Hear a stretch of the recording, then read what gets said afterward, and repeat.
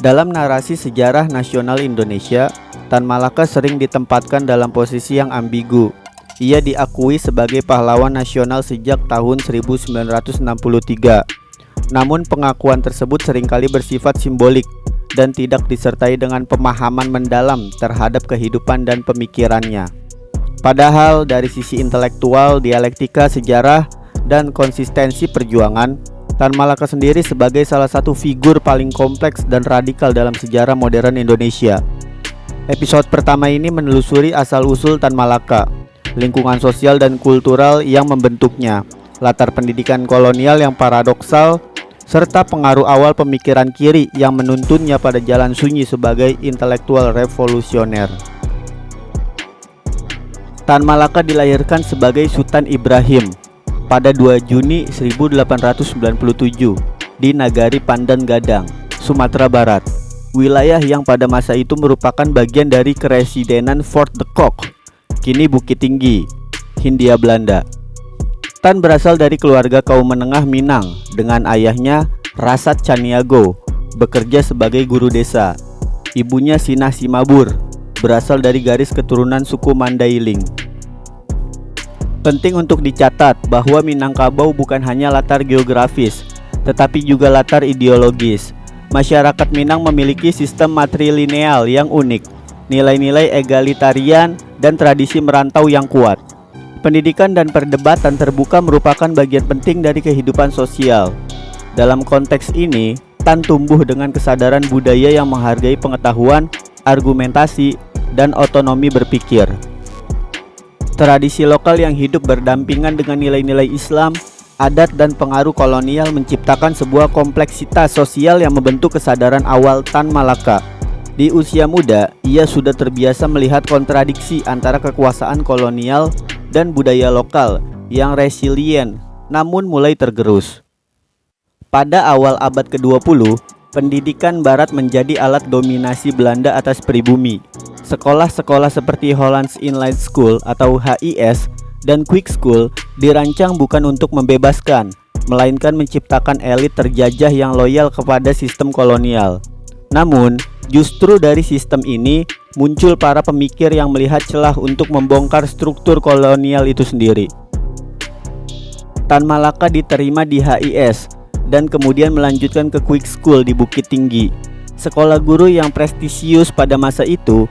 Menurut catatan Harry Puz 2007, selama masa ini Tan sudah menunjukkan kegemaran terhadap pelajaran eksakta dan membaca secara luas, kebiasaan yang kelak akan menjadi ciri khasnya sebagai pemikir. Namun, pendidikan kolonial juga menciptakan alienasi. Dalam sistem itu, murid Bumi Putra diajarkan bahwa budaya Eropa adalah superior, sementara identitas lokalnya diabaikan. Ketegangan inilah yang memunculkan semacam kesadaran prapolitis dalam diri Tan bahwa penjajahan bukan hanya fisik, tapi juga epistemik, mengendalikan cara berpikir manusia jajahan. Tahun 1913, pada usia sekitar 16 tahun, Sultan Ibrahim memperoleh beasiswa untuk melanjutkan studi ke Quick School di Haarlem, Belanda. Inilah titik balik penting dalam pembentukan pemikiran Tan Malaka. Kehidupan di Belanda membuka matanya terhadap dua hal penting.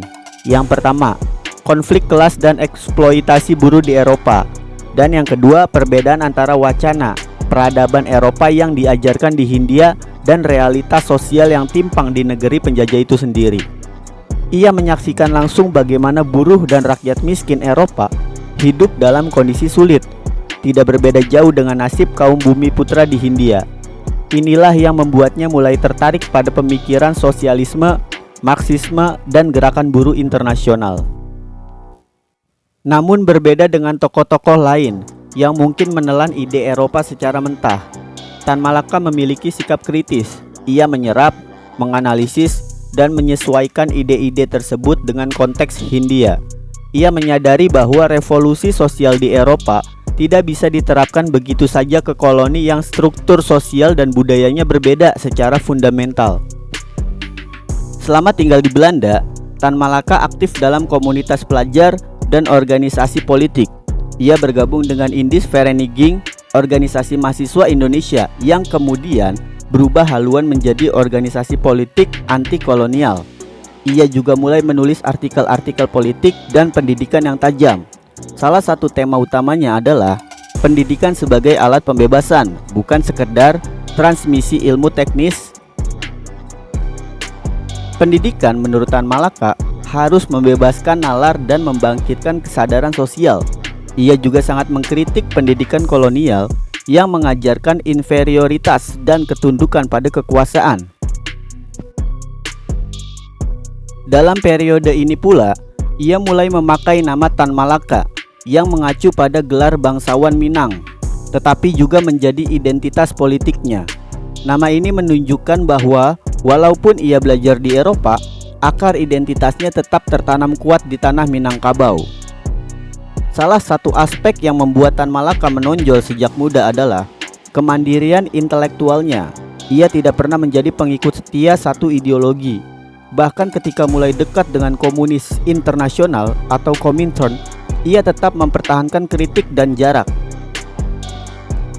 Menurut catatan PUZ, Tan Malaka sering berkonflik dengan sesama aktivis karena keteguhan sikapnya yang tidak mudah disetir.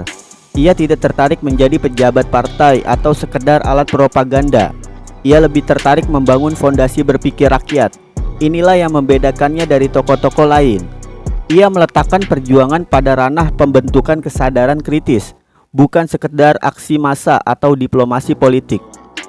Pendidikan dalam visi Tan Malaka adalah alat paling penting untuk membebaskan manusia dari penindasan. Ia bukan hanya mengajar di ruang kelas, tetapi juga membentuk cara berpikir. Di kemudian hari, hal ini terejawantah dalam bukunya yaitu Madilog. Tetapi benih-benih gagasan itu sudah muncul sejak masa pendidikannya di Belanda. Tan Malaka melihat bahwa revolusi tidak akan pernah berhasil bila rakyat tidak memahami mengapa mereka harus merdeka dan bagaimana struktur penindasan bekerja. Maka, pendidikan harus membentuk cara berpikir yang bebas, rasional, dan analitis.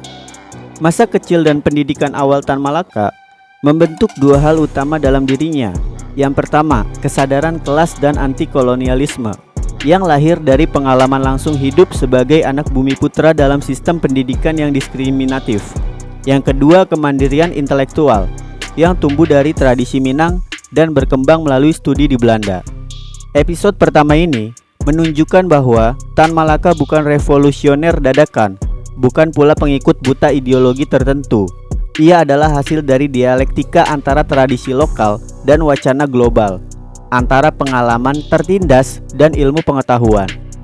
Dan dari fondasi inilah ia akan membangun jalan sunyinya sendiri, jalan seorang revolusioner yang berpikir melampaui zaman.